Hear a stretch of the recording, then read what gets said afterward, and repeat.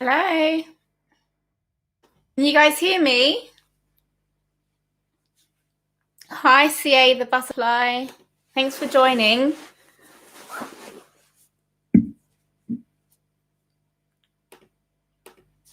There's a chat box to the side, just in case you're wondering.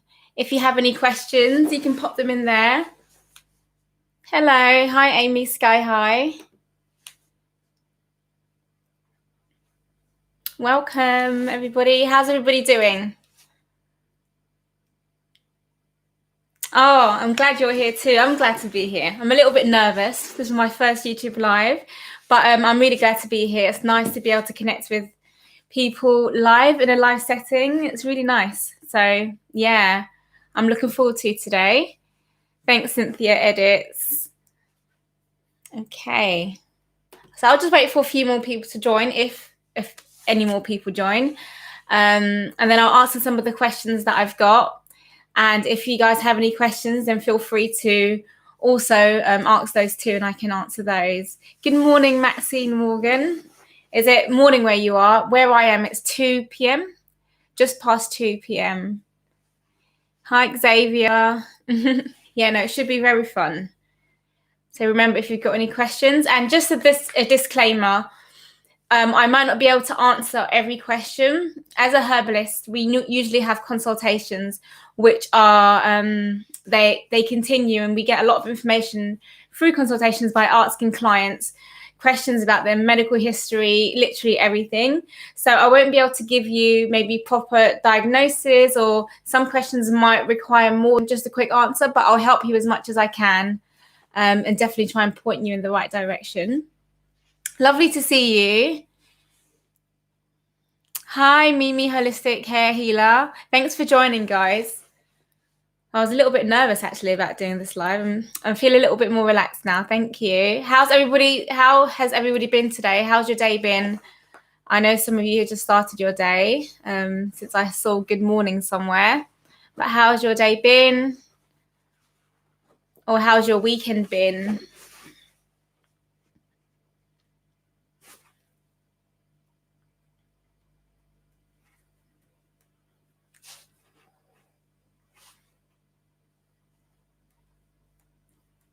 Okay, there's a few more people who joined, so I will start very shortly.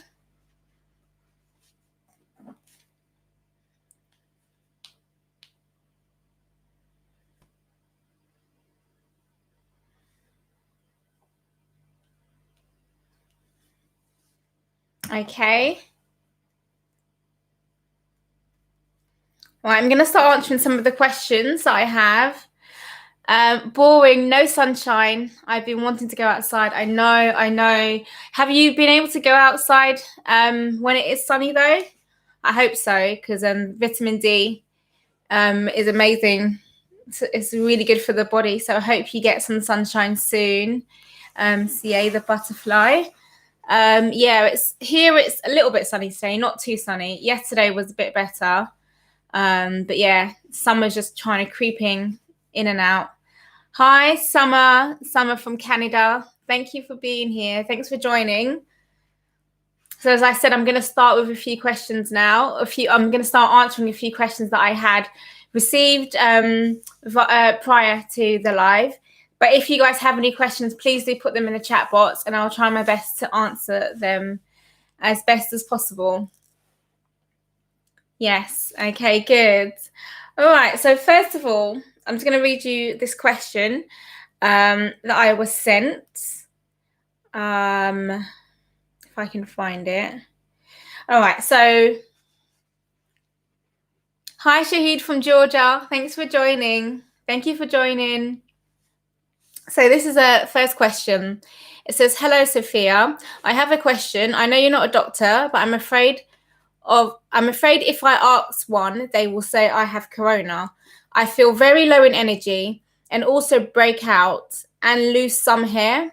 I have tried a lot, but do you know if there are any herbs that can help? Because I'm still young and I don't really understand what my body is trying to tell me." Okay, so this person, the main things that this person has said that they're suffering with is low energy, hair loss, and breakouts. Now, without me doing anything or asking this person any questions or seeing any the results of any test, blood test, hormone test that has been done, when I look at this problem, what mainly comes to me is stress, or whether it's emotional stress, physical stress, something is causing the body to be in a kind of stress state. Now, I don't know this for sure, but this is what I'm thinking. This is the advice that I can give you. So, first of all, it doesn't, I know this is a bit controversial, but those symptoms don't sound like corona to me. The typical coronavirus or COVID symptoms do not sound like the ones that you have said. You're low in energy, breakouts, and hair loss. So don't worry about going to the doctor. I want to put on the added thing that never be afraid to go to a doctor. So I love having a doctor or being, having a GP that I can go to, because just because I book an appointment to go to the doctor, it doesn't mean that I'm going to have to take something that I don't want to take. There's always this element of choice. You don't need to be afraid of seeing the doctor. Go to the doctor. They might have seen this problem before. It might be something that they can diagnose, and then you're able to treat it better from now on. So that's the first thing I wanted to address. Don't ever be afraid to go to the doctor, because you're under no obligation to take medication at the moment anyway, against your wishes. So always, go and get something checked out, because you can still get a lot of insight from, diagnosis and stuff. So yeah, the first thing that this screams to me is stress. This lady seems stressed. The reason why I say that is, how do I say it? A lot of your organs are involved in your stress, in like the stress reaction. But the main organs that are involved are your adrenal glands. And when you are maybe consistently under large amounts of stress, or maybe one big kind of trauma happened or something, it starts to put a lot of stress on your adrenal glands, and your adrenal glands can start kind of wearing down or becoming a little bit fatigued or tired. And then your adrenal glands are less likely to help to protect you against stress, or to allow you to rise up in energy to deal with stressful situations. So you start having things like maybe anxiety. You're not able to calm down or go to sleep. You're very anxious all the time. Also, hair loss.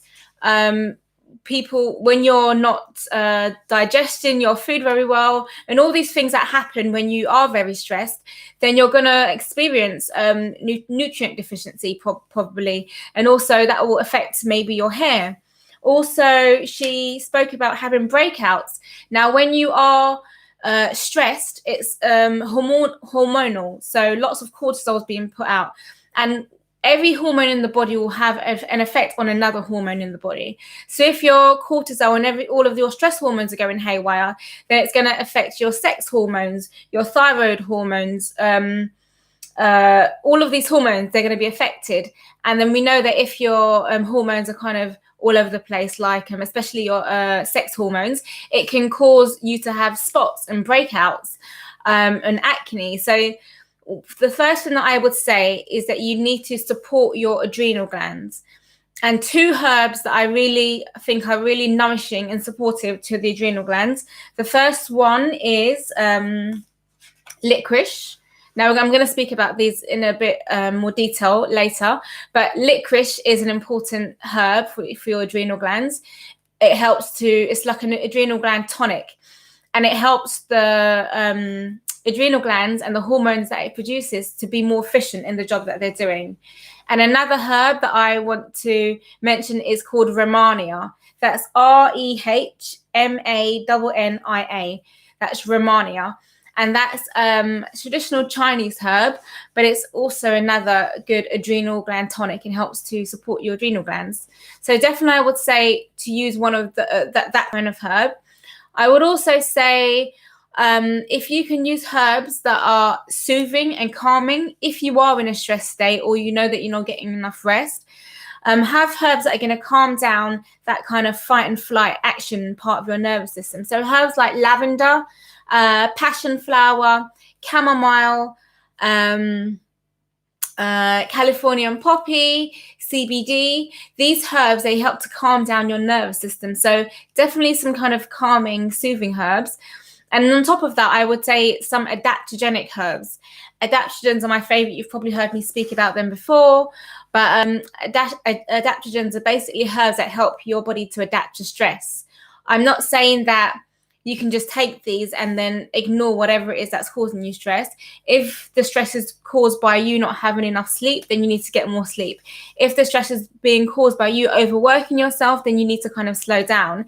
If the stress is being caused by you not eating properly, because many people don't know this, but lack of nutrition or a bad diet does impose a stress upon the body. So it's not just about emotional, like friends, family, relationships. It's also about physical. So you not having enough nutrients in your diet is a stress on the body.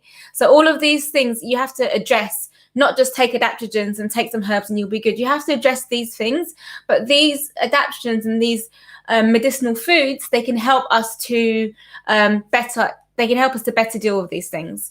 So where was I? Yeah, so definitely all of those things, adaptogens, some calming herbs, and also herbs that are going to nourish and support your adrenal glands like licorice and Rehmannia. So yeah, that's very good. I didn't mention any adaptogen examples. So a few examples of good adaptogens that I like are ashwagandha. Ashwagandha is a lovely adaptogen. It's very calming in nature. So it's good for people that are quite stressed, but quite anxious and wired, but also kind of have that deep-seated tiredness because you're not ever at rest. You're not ever really resting. Astragalus is another one. It's been one of my favorite adaptogens in this time because it helps to boost your immune system. Boost might be the wrong word. So it helps to support your immune system, which is really good.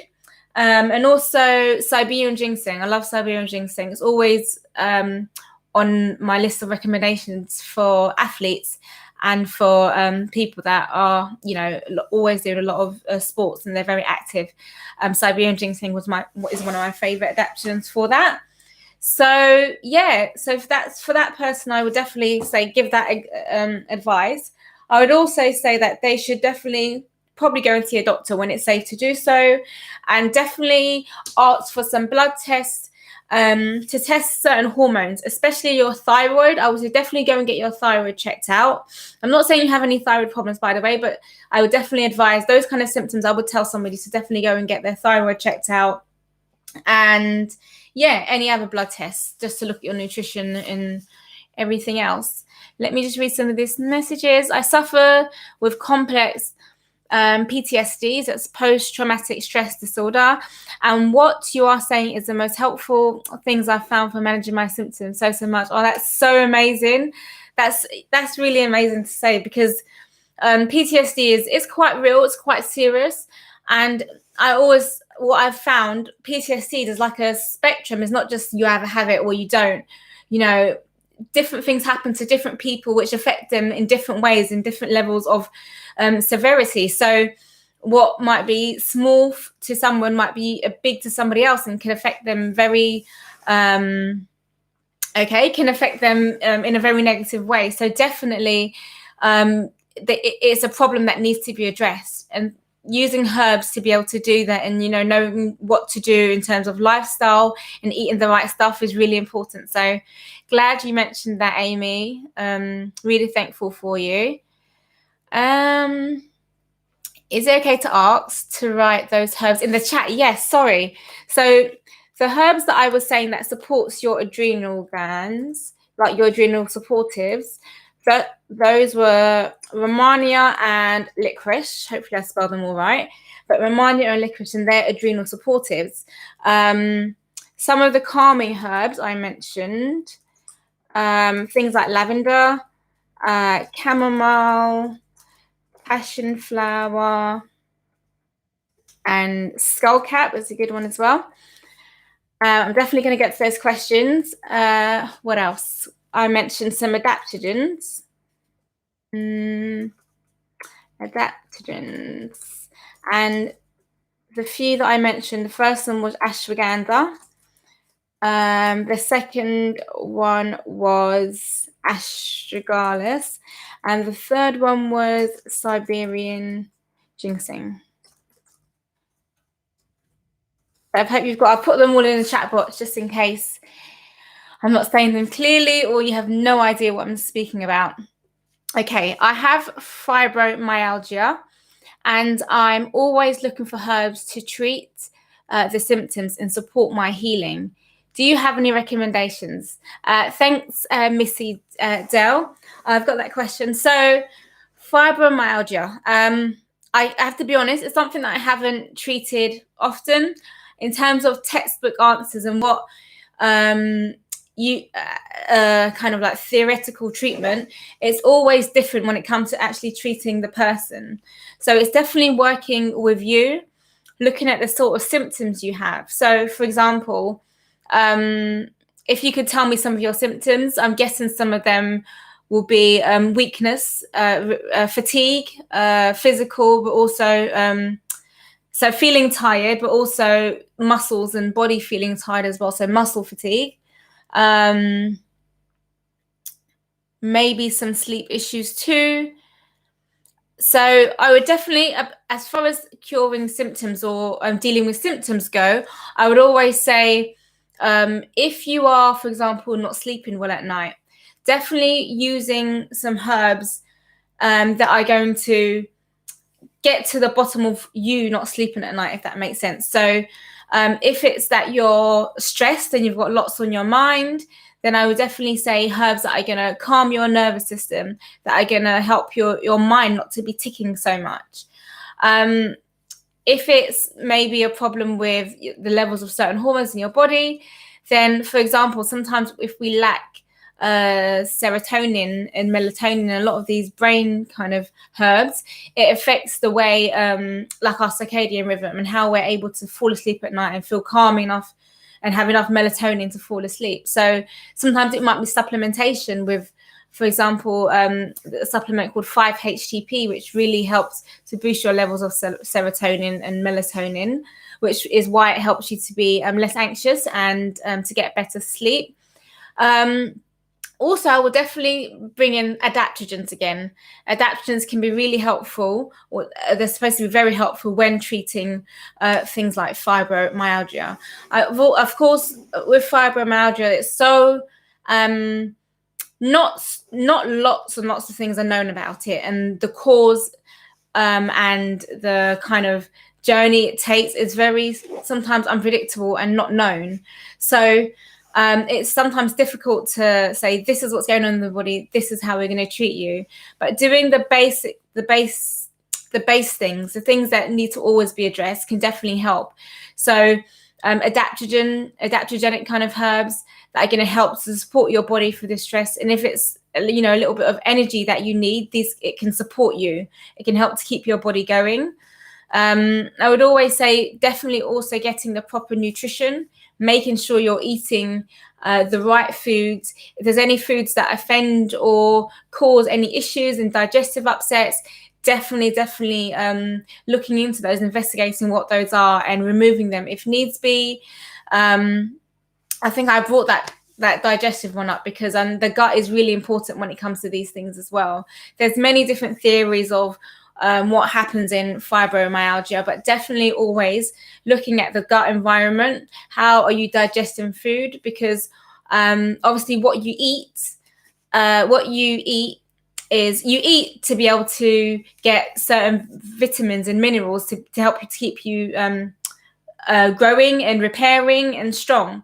So if you're eating things, but those nutrients are not being absorbed into your body, into your blood, then there's no point in you eating those stuff. So it's definitely looking at the gut and seeing what's going on in the gut, if there is any absorption problems, or are you breaking down your food properly to be able to absorb it. We have to look at all of those kind of things as well. So I know I've kind of given you a roundabout answer. It's not very simple, but I think that's kind of one of the questions that I mentioned in the beginning. I said there are some questions that are hard to give a quick answer, because in an actual consultation we'll be going back and forth. I'd be asking you so many questions and eliciting so much information, and you'll be telling me much more, and associated things and things that have been happening alongside of this, and I'll be able to give you more of a tailored answer and a tailored prescription. But I would always say I'm able to give you some advice, even if it's not so personalized, that can definitely help you. So yeah, sorry for rambling. This is my first live YouTube video, guys, so I'm a bit nervous, so that's why I might be rambling a little bit. I'm just seeing. Okay, so the question from Maxine says, which of those adaptogens should be avoided if one has hypertension that needs to be controlled? So the only herb that I mentioned there, which I would be wary about if you have hypertension which is not yet controlled, is licorice. Now, licorice is I would just say, because I don't know your background, I don't know your medical history, I don't know anything, I would definitely just say stay away from the licorice whilst you sort the blood pressure out and help to get that under control. But all the other herbs, I would say they're okay to take. What herbs can I use for high blood pressure? Okay, so high blood pressure. This is a very not complicated, but it can be a bit of a funny one, because high blood pressure can be caused by so many different factors. It can be caused by the building up of like fatty deposits and plaques in your arteries, and obviously that makes your arteries not so wide anymore, so blood passes through freely. It makes it really narrow. So that means if you obviously increase or decrease the size, or decrease the vessel that the blood is in, then the pressure is going to increase. That gives you high blood pressure. So that's all about diet, but also stress as well. People underestimate the effects that stress has on high blood pressure. When you're stressed, naturally, when your body fights up this kind of fight and flight reaction, and you're stressed, is because there's something that you need to do. You either need to run from something, or not just run from something, but fight something. Use an unusual amount of energy to be able to stay alive. But the kind of stress that we kind of face today is usually not about that. It's usually job stress, financial stress, family and relationship stress, not sleeping stress, overworking stress. Those are the kind of stresses that we face. And these don't just come and then go, and then we go back to normal. They stay there. They're perpetual. People are on edge and are in deep stress for months at a time, and it continues to go on. So these things, the reactions that your body would do when you normally are stressed, are like increasing blood pressure, increasing blood sugar, because you need to get that energy. You need to go and fight whatever you need to fight, or run from whatever you need to run from. So imagine that continuing and going on over a long period of time. Your blood pressure consistently high, your blood sugar consistently high. You in a not a nutritive and a building up state, but a catabolic, a kind of breaking down state all the time. It's going to be, haywire for your body. So sometimes someone can be eating correct, and they're eating all the good things, all the things that should keep their blood pressure down and their body's healthy.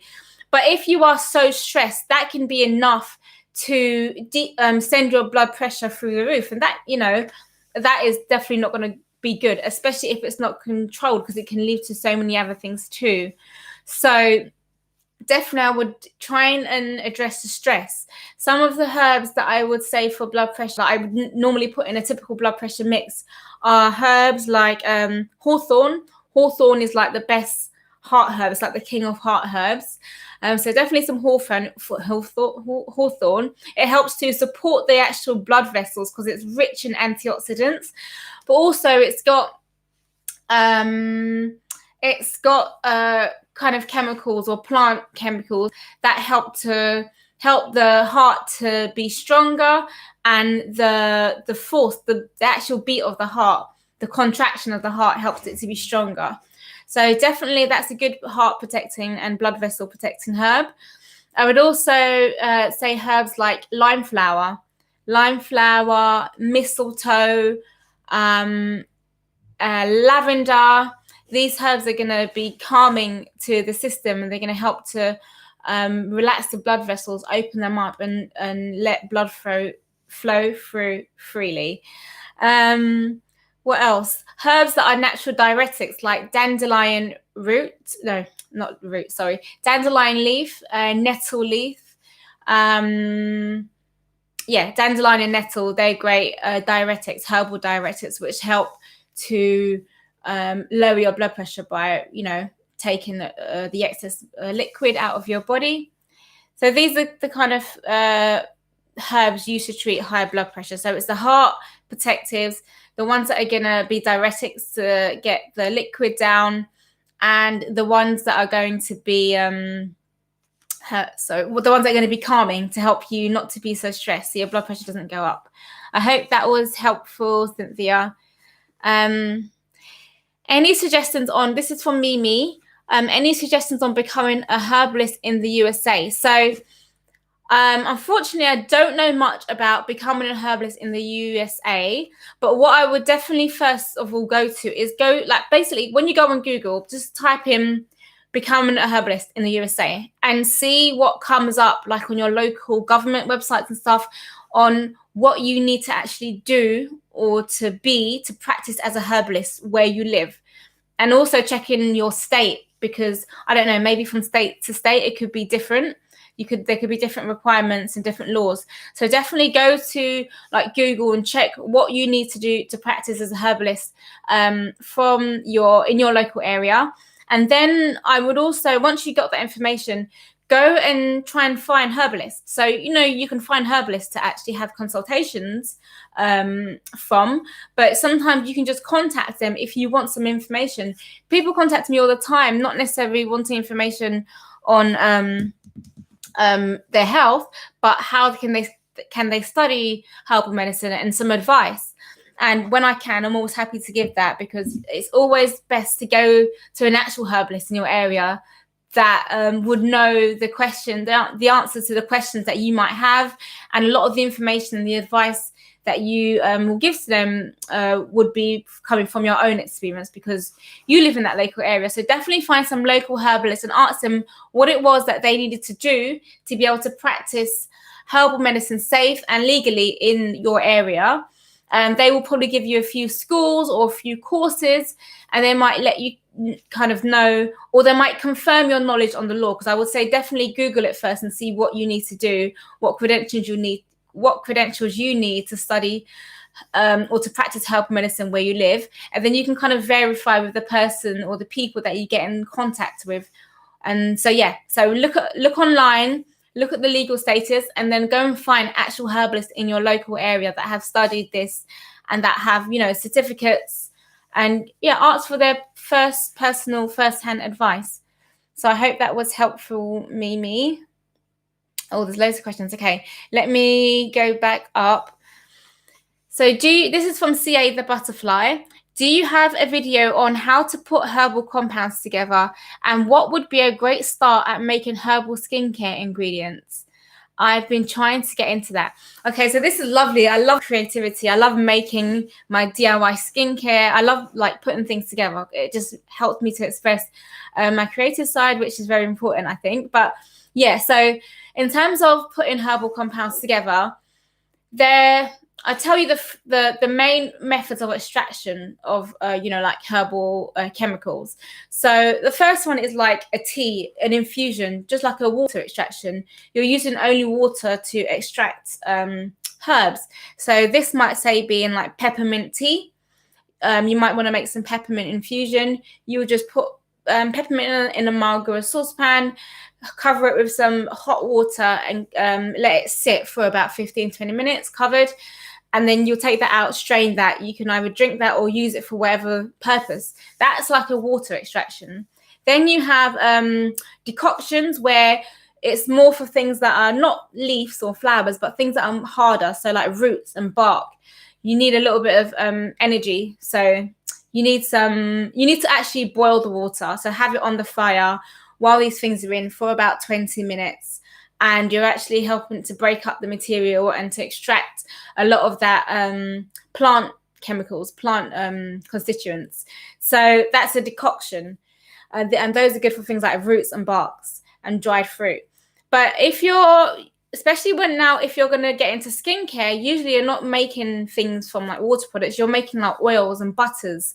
So another thing, and I've got a video for this on my channel, so do go and have a look. It's more in the early days of my channel, but you can make a balm or an oil, an infused oil. And what an infused oil is it's basically a herb, whether it's peppermint or lavender or rosemary or even garlic, it's infused in a base oil or a carrier oil, which is something like, coconut or olive oil or grapeseed oil or rapeseed oil, any kind of oil. So how you'd make a typical or basic oil infusion or herbal infusion, a herbal oil infusion, you will just get your plant material, and it will need to be dried material. So whether you dry it yourself or you buy dried material, for example, say I buy dried rosemary, and you would chop it up into small pieces, and then you would put it in a jar and cover that herb with oil. So maybe olive oil, for example. And then you would put it somewhere dark, but somewhere, relatively warm, not too hot, but just kind of like warm. So maybe in the airing cupboard. I like to do it in the airing cupboard, or a cupboard in your kitchen where it's quite warm.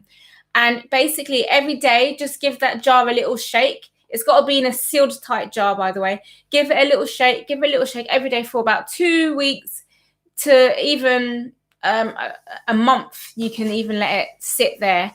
And then once the time has passed, you open it and you strain it. You strain out the bits of herb through like a muslin cloth.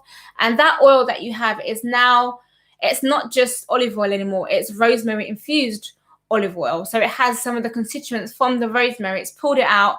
And usually you see that it's changed, that you can see that it's taken out some of the constituents because the color of the oil usually changes. So you can make an infused oil. And this is a great base for skincare and hair care products. For example, rosemary is really good for hair growth and stimulating hair growth. Now, you could use that oil that you just made and kind of use it as a massage on your scalp, or as the base to a cream or a conditioner that you might be making, because you always need oil in these kind of things. But having a herb infused oil will be so much better. Also, you can buy infused oils already. So you can buy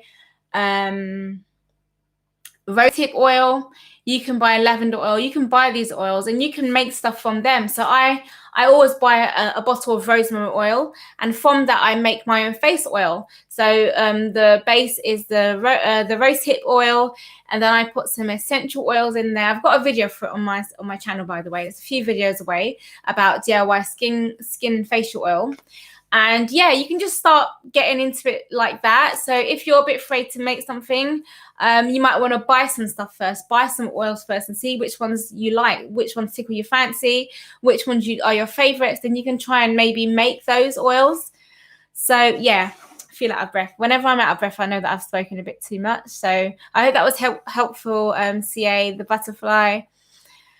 Yeah, Miss Dell. Missy Dell, you said fatigue and aches are the most prominent, and definitely sleep issues too. No, definitely sleep issues. Definitely get something that's going to help you to sleep at night or address those sleep issues. And yeah, making sure your nutritional status is up there. Definitely magnesium. What if there were a few supplements that come to mind? First of all, I'll say magnesium is one of them, and 5-HTP. So definitely try those two. Those can be very helpful. How to treat chronic, this is from Tiffany Brown, how to treat chronic dizziness and feeling fainty, so feeling faint. definitely we need to get down to why you're feeling dizziness and feeling faint. I would definitely say get your blood pressure checked out first of all, or maybe you have something at home that you can check your blood pressure with. Sometimes when you're feeling quite faint, it could be that your blood pressure is quite low, or you're prone to get low blood pressure. So check that. And if it is low, and if you have other symptoms, maybe fatigue and things like that, it could be that your adrenal gland needs supporting. Again, a herb that I can recommend for that is licorice, especially if you had low blood pressure. Licorice can help. Also, thinking again just about diet. What are you eating? Are you getting enough foods? Are you getting enough, not foods, nutrients? The nutrients that you need to give you energy. And not to feel faint. So you need to maybe check your blood sugar levels as well. So as I said, going to the doctor to get checks and to diagnose is never a problem. So always use that facility, is that the right word? Use that service if you have that service available to you, because it's not really harmful. It can be helpful. And so definitely check your blood pressure. Check your blood sugar too. Make sure you're eating a good diet as well, and making sure. I'm just trying to think what else it could be. Making sure your blood sugar and your blood pressure is okay and on point. Dawn, what's the difference between herbs and roots? Is it potency? When should a herb be used and when should a root be used? So that's a good question, Dawn. So if you think about, let me first define the word herb. Whenever we herbalists, we talk about herbs, you might just think we're just talking about like herbs, kitchen herbs like lavender, basil, peppermint, lemon balm. But when we say herb, we mean any herb. You can't use the word to define a word, isn't it? So any botanical or any plant that might not be a plant, but let's say any herb or botanical, any plant or botanical that you can use in a medicinal way. So whether it's peppermint, a small herb like peppermint or lemon balm, whether it's a big tree like ginkgo, or a tree like elderflower or the elderberry tree, whether it's a tree or a herb or even a fungus like mushroom, whatever it is, if it can be used in a medicinal way, that this plant can be used in a medicinal way, then we call that a herb. So that's what we mean by herb. But if you think about, let's pretend this plant here, let's pretend this is a herbal, like a special herb that is used for energy. Pretend this was a herb that is used for energy.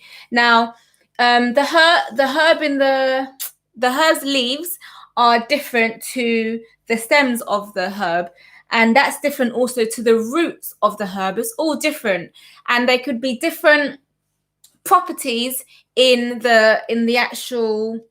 There can be different properties in the different parts of the plant, from the leaves to the stems to the roots. So, for example, let's say this was, I know it's not dandelion. I know it looks nothing like dandelion. It's too big and it's just not dandelion. But let's pretend it was dandelion. Now you have dandelion leaves, for example. That dandelion leaves are a great diuretic. It helps you to pee more, basically, and to speed up and optimize that kind of detoxification through your kidneys. So when you pee in your urine, you're getting rid of a lot of waste material, and dandelion leaf can be beneficial for that. However, and they have lots of potassium. They're very rich in potassium, by the way, so that can help you replace a lot of the potassium that you lose through your pee. Then dandelion roots. It's of the same plant, but they're different. It's a different part of the plant. The roots are underneath the soil. And dandelion roots, they have lots of nutrition, just like the leaves. But instead of being a diuretic and mainly working on the kidneys, they're laxatives and they work on the bowels. So you see, one plant has different parts. It has leaves and it has roots, and the different parts of this plant are beneficial for different things. So when I say, a plant leaves or flowers, and differentiate it from like the bark, this thing doesn't look very healthy. Separate it from so the leaves and the flowers, and I talk about the bark, which could be like the stem or a bark of a tree, and the actual roots down below. They're different parts, and you'll be treating them in different ways. As I said earlier, if you want to make like a tea, for example, from the leaves or the flowers, these are quite delicate materials. So all you need to do is add hot water, let it brew for about 10-15 minutes, and then strain it, and you're good to go. If you're using things that are like bark or dried stem or dried roots or dried berries, these are going to be quite hard, and they're not delicate. So you need to actually give it a bit more action for it to kind of give up its medicinal properties. So instead of just putting hot water in it, you'll need to boil it. So have it on a fire and bring it to the boil and put it on a simmer for a good maybe 20 minutes. Then you strain it, and then you've got the medicinal properties from roots. So it just matters in how you what part of the plant, it determines how you will extract the medicinal properties. So I hope that was clear, Dawn. Let me know if not. Nick Gurr, by the way, thanks for joining, guys. I'm trying not to make this too long, so I'm going to maybe finish after an hour. So it's about 20 minutes so far. So Nick Gurr, my uncle once gave me a dodgy herb. I woke up in my nan's bathroom. Should I be worried? I'm not sure what you mean. I'm not sure what you mean, Nick, that you woke up in your nan's bathroom. Do you mean that it knocked you out and then you just woke up somewhere? Nick, he gave it to me in a cigarette to calm me down. That's interesting. I'm not sure exactly what herb you're speaking about. But I mean, if you're fine now, if it happened and you're fine now, then I wouldn't necessarily be worried. But don't maybe do that again if you're not sure what it is. But I'm sure your uncle didn't mean any harm. Only wanted to help. No, that was great information. Thank you for being so generous. You're welcome, Missy. No worries. That's completely fine. It's my pleasure. That's definitely why I'm doing this today. Thank you, Amy. I'm really good that you're able to take notes and that you're finding it useful. Larissa has asked for hers for anemia. Okay, so definitely anemia. I would say first, focus on nutrition first of all. So I would definitely say getting a lot of your green foods in. So your leafy greens. Whenever somebody has, whenever I have low iron or I'm suffering from a little bit of anemia, I start juicing straight away. Definitely lots of greens in a form that I can get it in very quickly. So for like a week straight, I would have loads of green juice. I'll just be banging out the green juices, and like for at least maybe 2 a day. And then I'll have some supplements in my diet. Not supplements like food supplements, but I would have a supplement, but I would be taking certain things. So molasses. Molasses is something that I really don't like the taste of, but good quality, pure blackstrap molasses has so many nutrients, including iron, which makes it very good. So the taste of it might be very questionable, trust me, I know.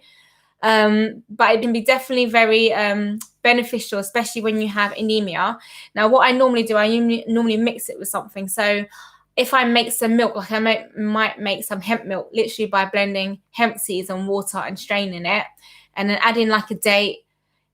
If you're adding molasses, you might even need a date, but adding a bit of molasses and maybe a bit of like cinnamon or whatever to it, just to kind of spice it up a bit, so you're not just tasting pure blackstrap molasses. If you like the taste of molasses and you can eat it by itself, then that's even better. But including some molasses in your diet, as well as doing the green juices. I would say also an iron supplement, but not like any iron supplement, just from like the pharmacy. I would say go to your local health food shop and get a good quality, really like a trusted brand, good quality liquid iron supplement. In England, we have one that we use a lot called Floridix, another one called Spartone actually. But I find these very helpful. I'm not sure where you might be from. If you're from America or somewhere else, it could be different brands. So definitely just go to your local health shop or like, you know, somewhere that sells these sort of things and get a good quality liquid iron supplement, because that can definitely help. And take that, you know, finish that bottle and see where you are from there. But you should definitely start seeing some changes. I would say definitely herbs that are very nutritive. So one of them, I would say ashwagandha, would be really good to help you to digest your food. No, to increase your digestion basically. And also some bitters, so things like gentian and wormwood.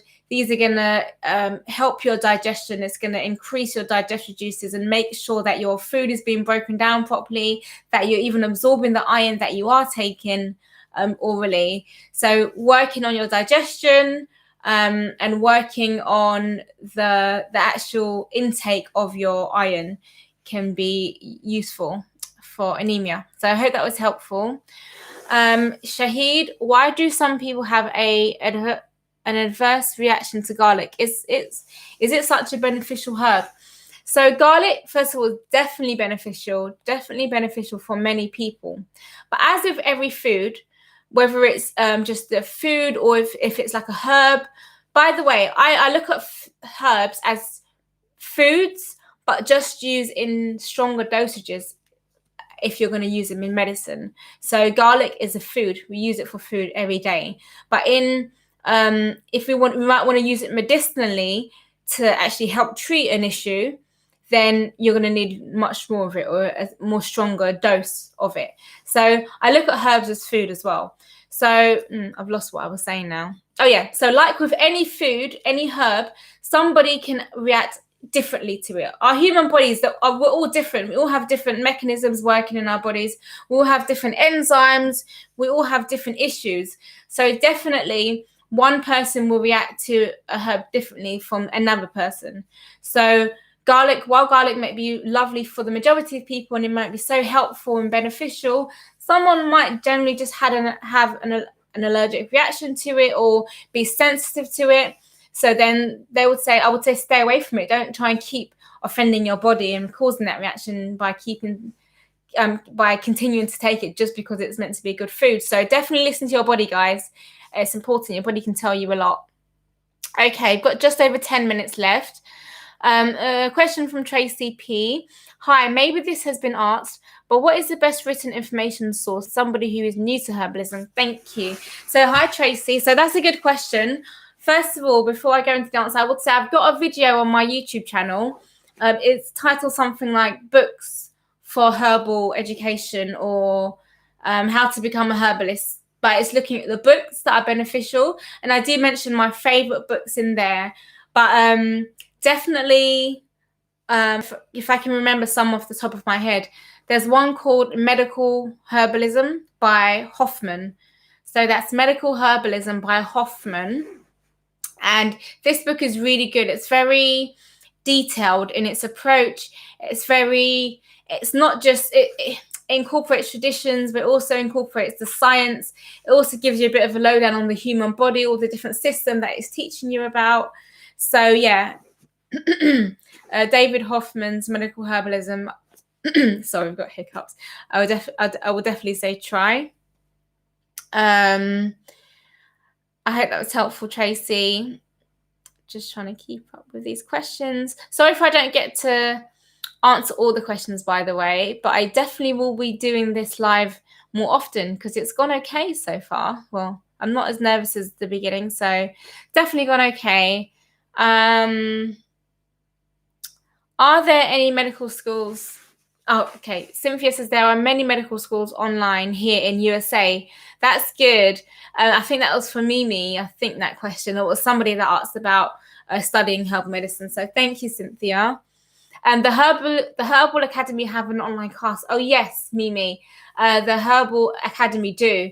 I don't know if they have anything like a physical class, but I know they have lots of content online, and they actually have an online course that you could do. Again, I don't know what the accreditation to that course is. I'm not sure what you'd be able to do once you've completed that course. So definitely find out before you get into any courses or pay for anything. CA the Butterfly, I would just go to a school and start off a business on your own as an herbalist, Mimi, but it's your choice. So I don't know if somebody asked about, actually I will address this question because somebody else on Instagram asked me this question, and I said I would answer it in the live, but what are like the job opportunities for herbalists? So this is a very broad question because so many herbalists do different stuff. So you can, for example, you can qualify from herbal medicine, and as soon as you qualify, you might get thrown into this job where you're in a clinic and you're seeing people straight away. You got this wonderful opportunity to do that.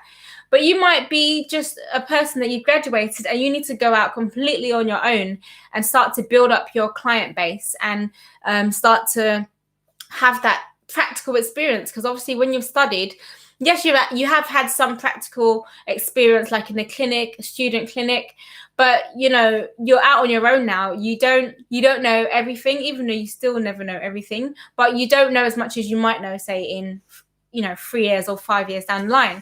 You haven't had much experience, so definitely you need to build that up. And when you leave school or you leave studying, you probably are likely going to have to be working part-time or doing something else to bring your income, because your income probably won't come from you doing consultation straight away. Or not all, but another thing that you could do is, what can you do by yourself? If you're somebody, for example, I'm someone that I love teaching. I love doing this. I love workshops. I love sharing this knowledge. I love making knowledge fun and making herbs fun. I love interaction with people. So for me, workshops were just a natural thing, a natural idea. You could produce workshops and get people that are interested and share with them things. If you're very creative or very studious, you can make some ebooks. You can make some books to share your knowledge. If like doing physical face-to-face workshops are not your thing, you can make some books. If you're very, very organized and you put time into it, you can even create a course. I say that because I've been wanting to make a course for a while. Let me know if anybody will be interested, by the way, if I did make a course online. But I wanted to make a course, and you could do that, and that can help support you and your income too. You could create a podcast. There's so many things that you could do, because the basics is you either sharing your knowledge with people or helping people in their health and to get better from from ailments that they want to get better from. So as long as you're using that, you can do so many things. Podcast is one of them. Videos on, sharing people, going to people's houses or going to the community and holding certain workshops. There's so many things you could do, but it just takes you to have a bit of creativity and think of that. Also, you could practice very part-time, like 1 or 2 days a week, and have maybe your other main job on and use this on the side.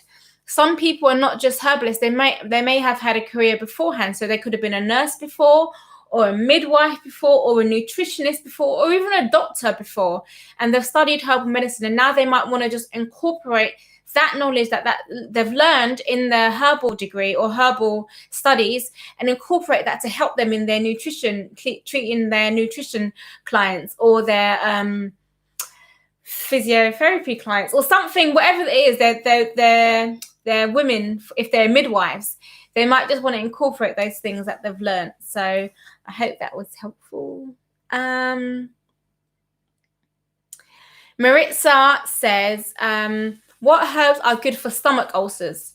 So stomach ulcers can be quite serious. So definitely I would hope you would have had it checked out, just to check for things like bleeding and things like that, and to check the extent of it, and to check it so that when you treat it with herbs, you can go and check it again and see if it's made any difference or helped you to get a bit better. So stomach ulcers, I would say we want to look at what can be causing it. Is it a certain bacteria? that's causing the stomach ulcers. There's something that's irritating the stomach lining. So definitely looking at your whole gut and your whole digestive system. How is it when you eat? Do you have any indigestion? Do you get like a lot of bloating? Do you have like a lot of wind? Do you have constipation or diarrhea? Do you have really smelly wind or smelly stools? Like, look at all of these things. And if there's something that indicates like that you have some digestive system, so you would start to address the digestive issues first. So a lot of people might have like a bacterial problem or something that's caused it. And this can be because maybe your digestive system is not up to scratch. For example, if you look at your tummy or your stomach, it has a low pH. It has lots of acid in there, stomach acid. And this stomach acid helps to sterilize your gut. So, sterilize the things that are coming into your gut. So when we eat food, or when we have anything by mouth, we're always taking in some kind of bacteria. And sometimes it might be a lot of bacteria or something that's harmful to us.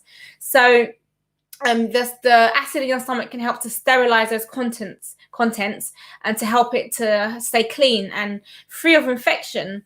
Also, the stomach acid also helps to break down your food as well, so that everything's flowing freely. So that's what you need to make sure, that your digestive juices and everything is flowing correctly to help to keep your stomach clean and free of infection. And the best thing for that, I would say, bitters, whether they're bitters in your food, like bitter leaves, rocket, watercress, all these green leaves, usually they've got some kind of bitter property. So definitely have those in your diet, but also having some herbal bitters, things like wormwood, dandelion root, I can never think of any, yellow dock, gentian. These herbs are really good because they can help to increase your digestive juices.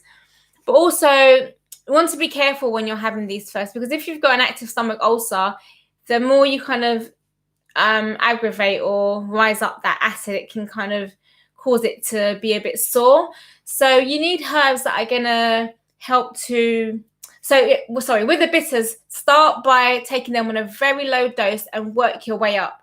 Start taking a few drops and just work your way up slowly, so you don't have that big reaction if it does make it worse.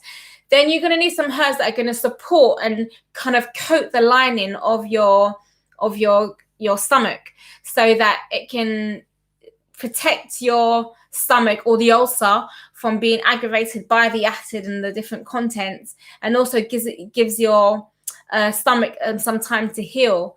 So these kind of herbs are rich in mucilage. Mucilage, like a gooey kind of material, a substance. So herbs that are rich in mucilage are slippery elm is one of them.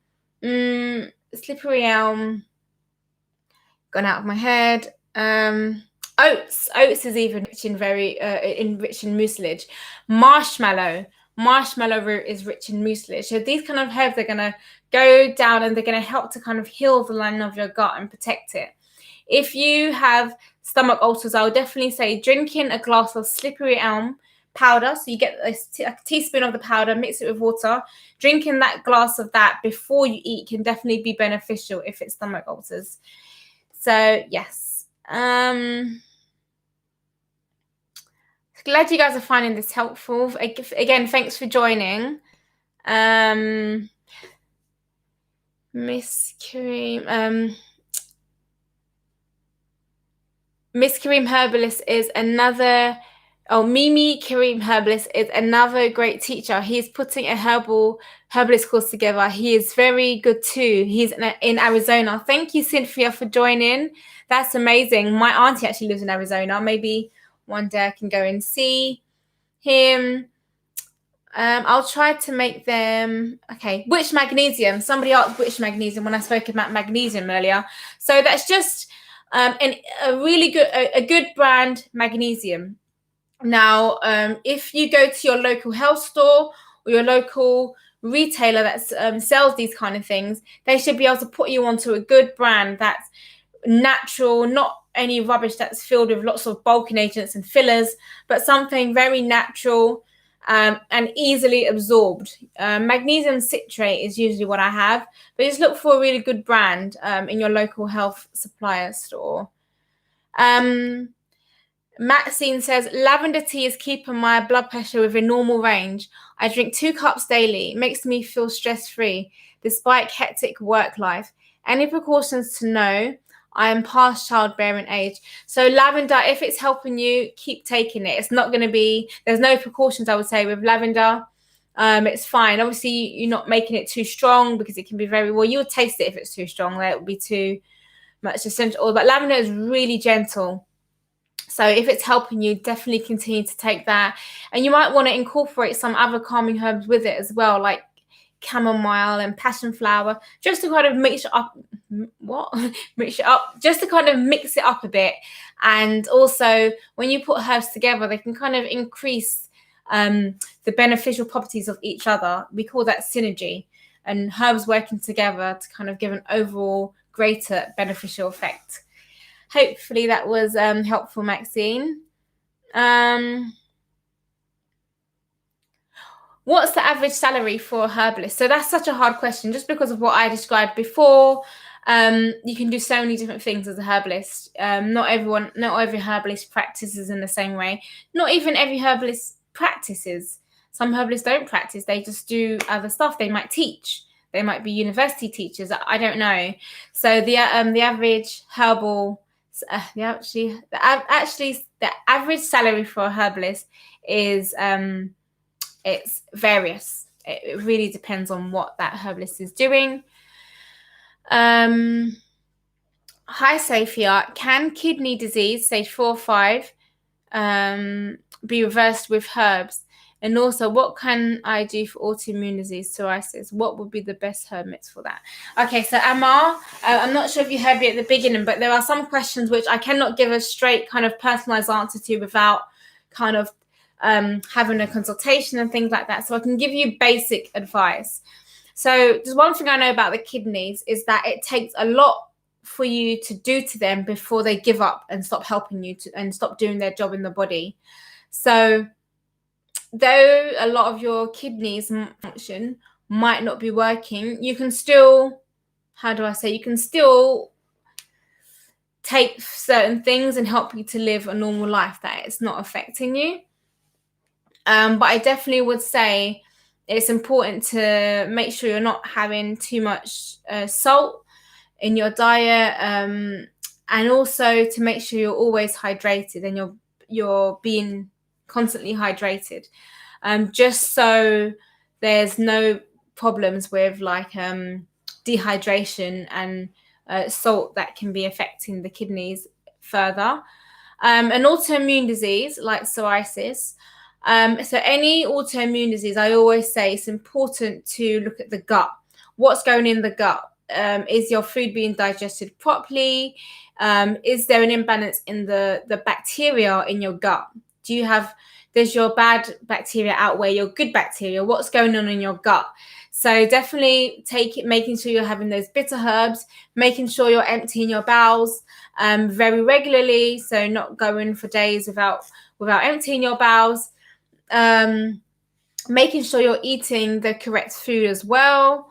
And also, if there's anything that you eat and that you see that I would say the best way to do this is to keep a food diary. So if there's anything that you eat and you find that your symptoms become worse, or that you have a flare-up of psoriasis, then definitely you'll be able to see that pattern from doing a food diary, and then you can eliminate those out of your diet. So it's important to make sure you're having the right foods and not what's bad for you. Also, it's important to deal with the nervous aspects of it, the nervous system. So stress can perpetuate psoriasis continually. So you could be eating the right stuff and doing the right things, but if the stress keeps arising, that's going to cause that inflammation and that kind of haywire in your immune system.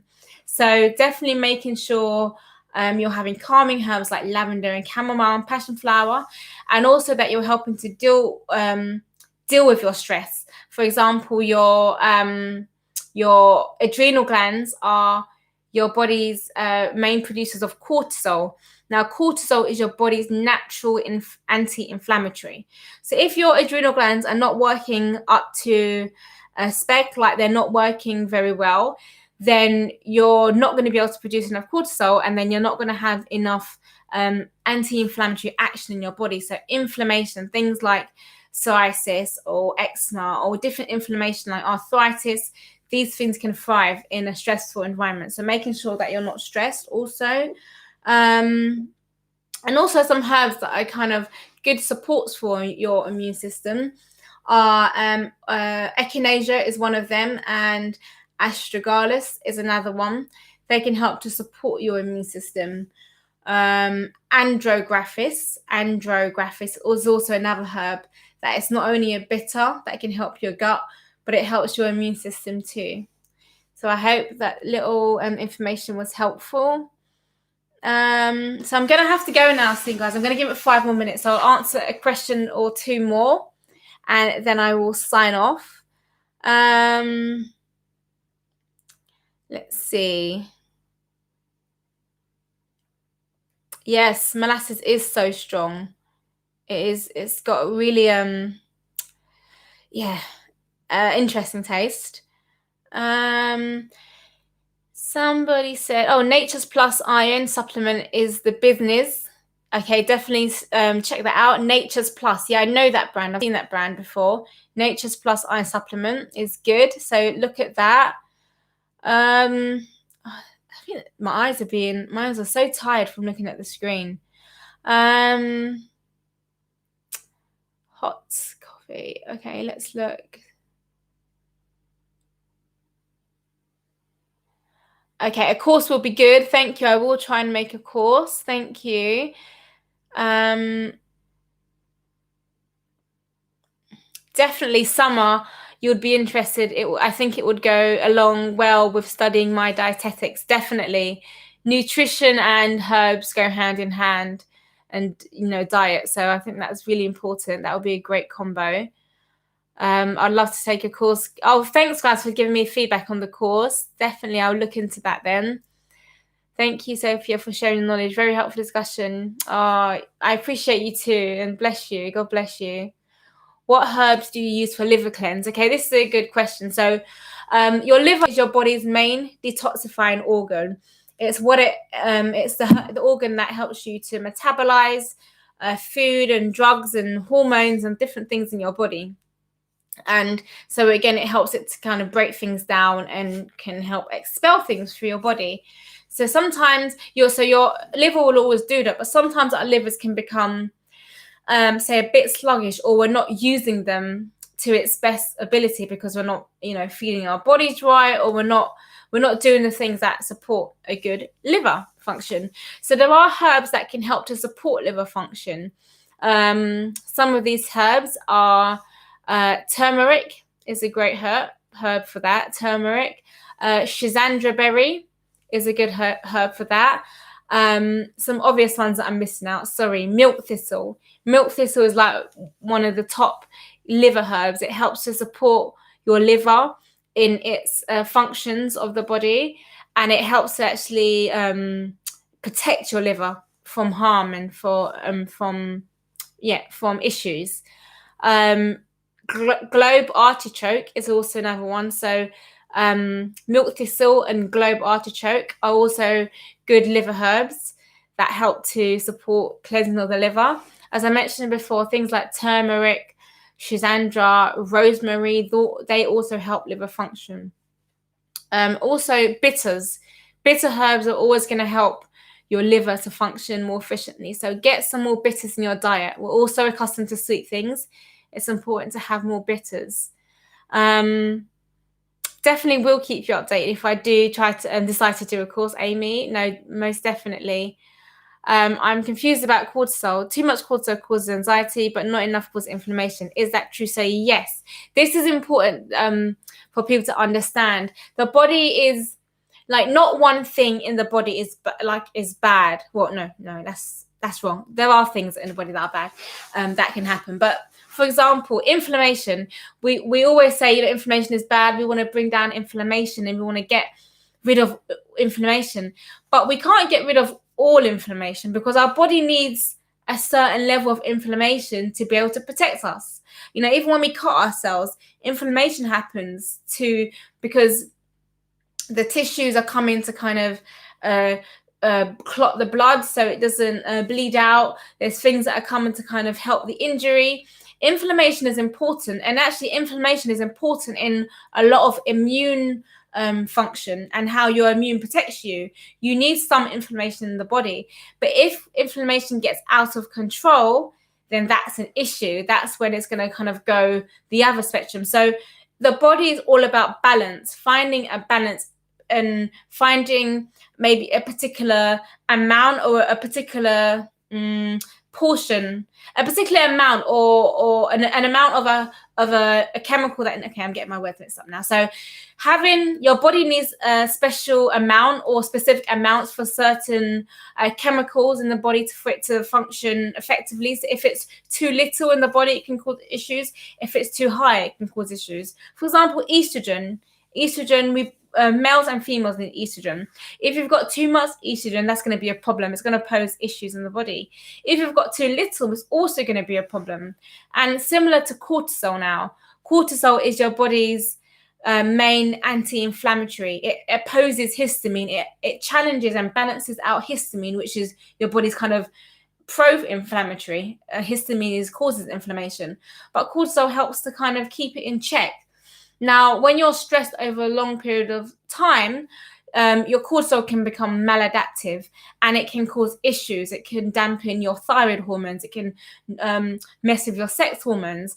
So again, everything's about balance. So that was the cortisol question. And I think I'm going to end there, guys. Yeah, I'm going to end there. Thank you so much for joining. I definitely will do this again soon. I don't want to say how often I'm going to do it. I don't want to make any promises yet. But as often as I can, I will definitely do some more. Do follow me on Instagram because I definitely probably update you on Instagram about any courses and about any other future YouTube live videos. So my Instagram is Sophia the Herbalist. Yeah, do join if you can. And I will catch you later. Again, thanks for joining and take care. Bye.